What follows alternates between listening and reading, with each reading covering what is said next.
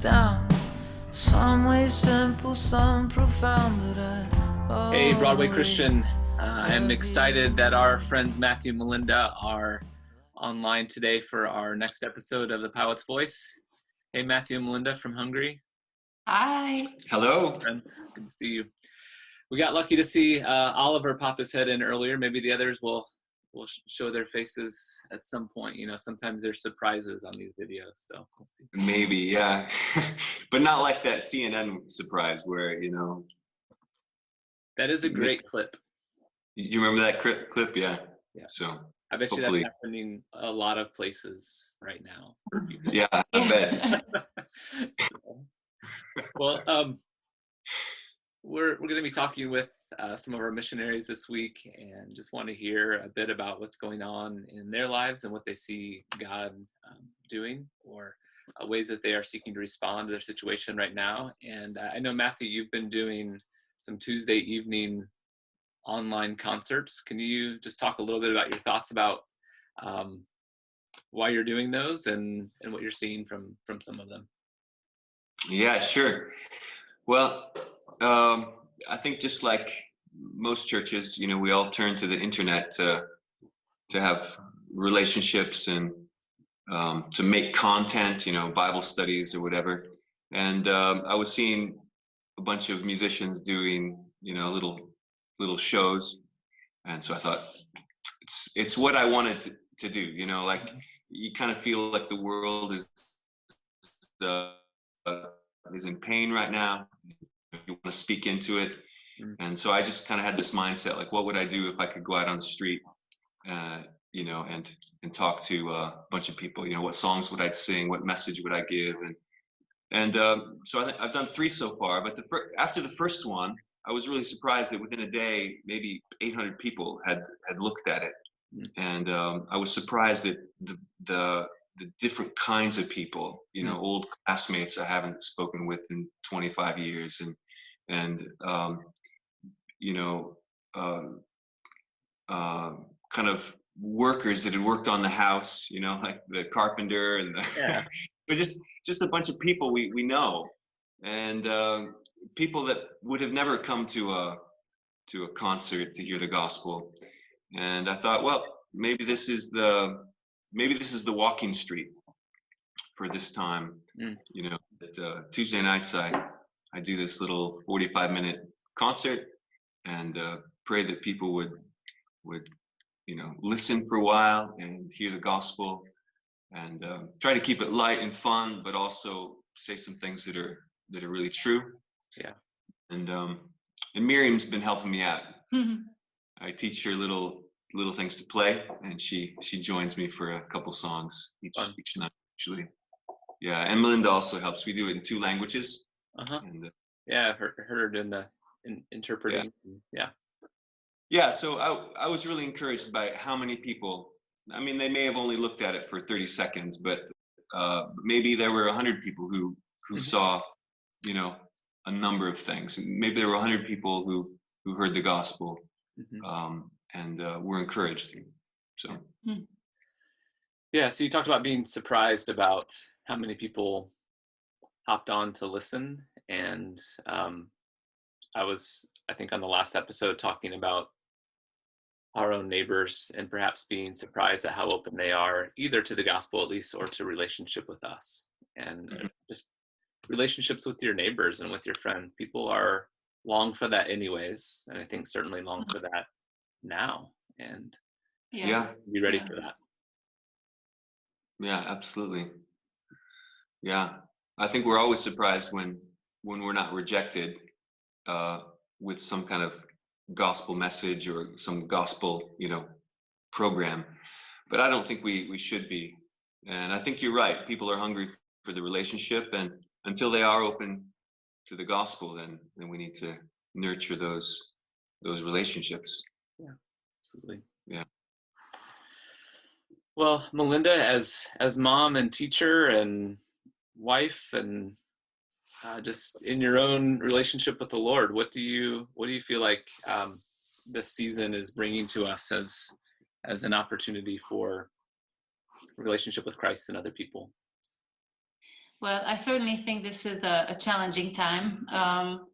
As a teacher and as a mom of 3 kids who are in school, the first few days were crazy, just totally adjusting to this new system of learning and teaching. But I think we've adjusted, and I think emotionally and spiritually, it's kind of a season of sort of losing everything that filled our lives with the jobs and the hobbies and the sports and the cultural events. And I think it's hard to have these all stripped away and not being so busy as we're used to be. And I think it's also a good thing. You know, I think the Lord can really work through this, and we really need to see what are the important things in our lives. And as parents, I think we also have a big responsibility to work with our kids who might be disoriented, I think sometimes, or bored, or maybe sad because they're missing their friends and their activities. So I think it's kind of a balance between being real. I mean, no, it's a balance of struggling ourselves, some showing our kids that it's hard for us as well, but still to be strong for them and to point them to God and to show them that he is the one who is stable. And we've had some good family times, and I think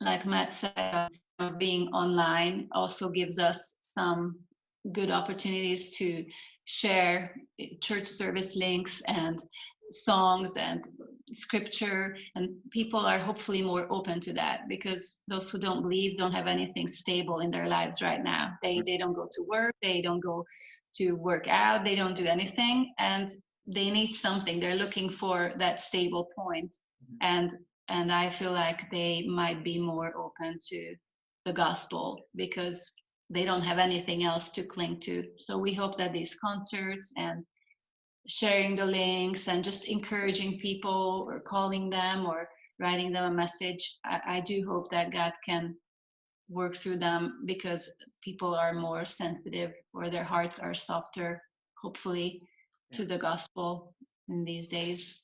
Yeah. So I think overall we're doing well with the challenges every day, but I've also enjoyed having more family time, and we try not to drive each other crazy, I think. Yeah, well, obviously we try. Successful than other times. Yep, that's right. So how has the virus impacted your city, Tatabánya? Not so much. I mean, I think Hungary has been doing pretty well, and I think people are, I would say, quite disciplined. We have kind of the same social distancing rules and same, we closed our schools at about the same time as Indiana. And we have limited hours of shopping for elderly people, and we younger people can go to the stores during those hours. So I think we're doing our best, and I don't know the current statistics, but I think over 100 and some deaths have occurred, and I think all of them, or like a huge percentage of them, are elderly and already chronically ill people. So I think so far it's not super bad, but there are a lot of challenges, emptying out hospital wards so that they can accept the virus patients. And it's hard for old people. We have some older people in our church community or neighborhood, and some of them are just at home because they can't visit their families, or they're not supposed to visit them. And I think it's the hardest for them. And we've been helping them, but you can't go and visit. You just give them their medicine and leave. So it's not much of a physical contact, but I think to call them and pray for them is still helpful, hopefully. Yeah, I don't know that there are actually any many confirmed cases from our town. Most of the problem in Hungary is in Budapest, from what I understand. Yeah. So we're a quiet little town. Yeah, things have been quiet here in Fort Wayne so far as well. That even folks we've talked to that have been in hospitals, things have been slow for them, which the whole thing is just very strange. It's been very difficult for them to respond to and to know how to be right now. It's like they're on the edge of, always on the edge of something. Or nothing. Right? And that's a really hard place to be. And I think all of us are in that place right now of wondering what the next month to year of our life is going to look like. And I think all the more reason to be holding on to our hope and offering that hope to those around us, because we're all kind of in that in-between situation where we don't know what's next. So absolutely. Well, are there any ways specifically we can be praying for you all? Well, I think just the things that we shared, that we personally and as a church would be able to minister, to the church members as well, and then everybody to the outside community. And we have some medical workers in our church as well. They're a little concerned. Their field is not specifically, virology, but they might be called into a role that involves, high risk patients, schooling, and well, I think of two things. Like one is our son Richie. He and his wife live in New York, which that is one of the hot spots of the virus. Protection for them, and also for them to have ways to minister to people, because that's like a real difficult field there. And then another thing is for our seniors, they have very difficult and important exams, which were going to happen in May, and we don't know if they're going to take them or how, but they can't go to university without those exams. So just with that, decisions are being made as we speak, sort of. So I don't know, for me to be wise and so that I can minister to the students as well, and comfort them if needed, or be a light to them. Yeah, I would just say pray for just the church to be to grow during this time. I shared a verse from 1 Peter with the church a couple weeks ago, just that Peter says, make every effort, to add to your faith virtue and so on. And I told him, this is not the time for things, where things are going to be easy. Things are going to be new. They're going to be more difficult. But let's not be lazy. Let's make every effort to grow in our faith.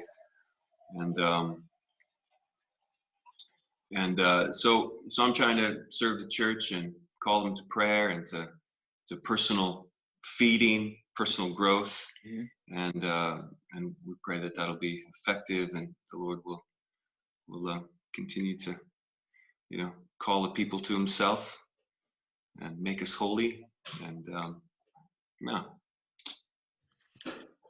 Matthew and Melinda, we love you, and I know you all are hoping to be here this summer, and we hope that too. And if not, we hope to see you soon after, when things calm down. But we love you, and we are praying for you. And thanks for hopping on today with us. Thank you for thank you, calling Ryan. us. It was good to talk to you. And we would also say that we really miss Broadway. We love our church family there, and we do hope that we'll see you this summer. Yeah. So. But maybe one of the positive things about this thing is that we're realizing the world is not that far away. Through Skype or Zoom and whatever. Yeah. I've had so many more conversations with people from Broadway in the last 3 than I had the last 10 years. Right. And so anybody wants to call us, Sure. You know where we're at. We're here. It's free and face to face, and we've got some of us have more time, so it's possible. So exactly. Yeah. All right. Well, we love you guys. Peace. Yep. Thank you. Bye. So much. Bye.